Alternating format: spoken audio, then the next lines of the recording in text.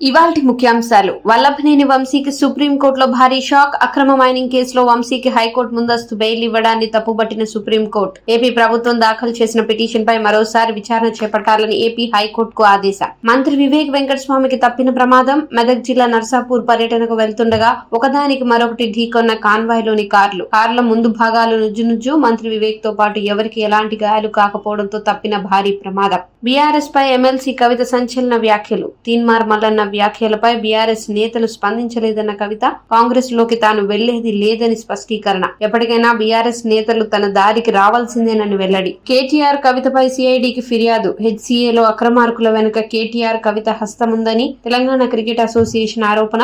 HCA president గా జగన్మోహన్ రావు ఎంపికపై కూడా వారే ఉన్నారని ఫిర్యాదు. నిజానిజాలు నిగ్గు తేల్చాలని సిఐడి అడిషన్ డీజీకి ఫిర్యాదు. మహారాష్ట్రలో కలవనున్న 14 తెలంగాణ గ్రామాలు. తెలంగాణలోని రజూరా, జీవాటి తాలూకాలో ఉన్న గ్రామాలను మహారాష్ట్ర మంత్రి చంద్రశేఖర్ బవన్కులే ప్రకటన. ప్రజల అభ్యర్థన మేరకు ఆయా గ్రామాలను చంద్రాపూర్ జిల్లాలో కలపబోతున్నట్లు వెల్లడి.